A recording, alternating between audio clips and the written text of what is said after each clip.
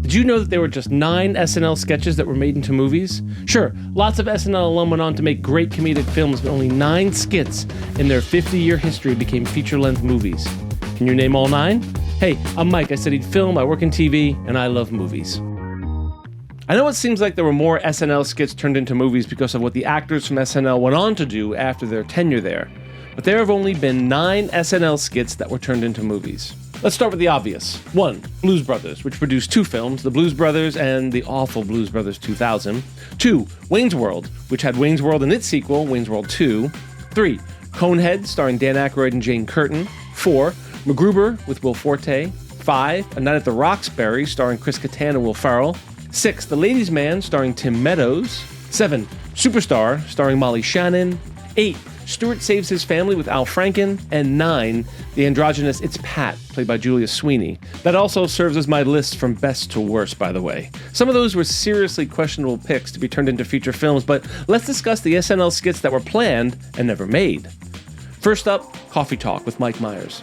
Coffee Talk never got far into development. Following the successes of Wayne's World and Austin Powers, it was seriously considered and would have drafted off of Mike Myers' string of successes. Ultimately, it never happened though. There may have been some hesitation because Myers would have been playing a woman and not a man disguised as a woman like in Tootsie or Mrs. Doubtfire. I don't know. I think Mike Myers is talented enough to make just about anything work. Except Love Guru. What the hell was that? Next up, The Ex-Presidents. This was a cartoon from Robert Smigel and Adam McKay, imagining the ex-presidents as a Legion of Superheroes type of crime-fighting group. Smigel and McKay pitched it around, but ultimately, no studio took the bait. The pair eventually turned the idea into a graphic novel, so we have that. Speaking of Robert Smigel, in the mid-2000s, he teamed up with future late-night host Stephen Colbert to write a live-action version of the Ambiguously Gay Duo. Even though the project never made it to production, a live-action sketch aired on SNL in 2010, starring Jimmy Fallon and Jon Hamm. Are we to conclude that Fallon and Hamm were being considered for the big screen roles? Who knows? It was just another swing and a miss.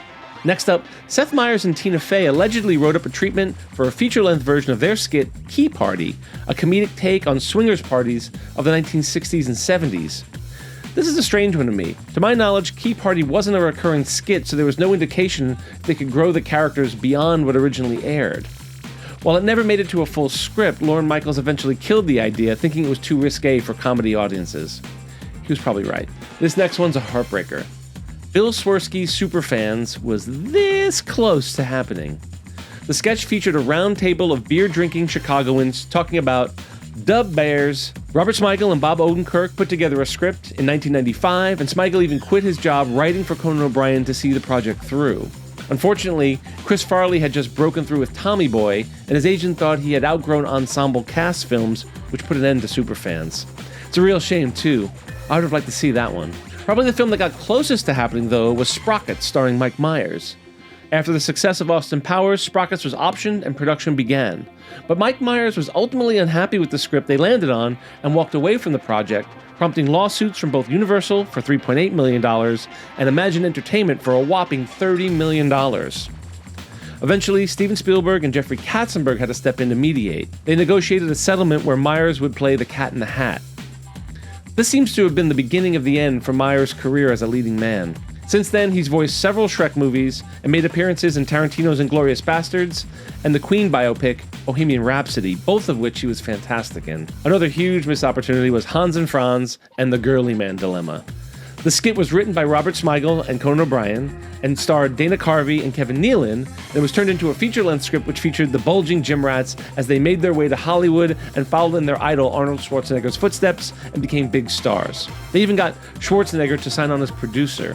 Unfortunately, Schwarzenegger's previous film, The Last Action Hero, had just bombed at the box office, and he and his team were wary to do another satirical film. It seems that there was some attempt to move the project forward without Arnold's involvement, but it just lost steam after that.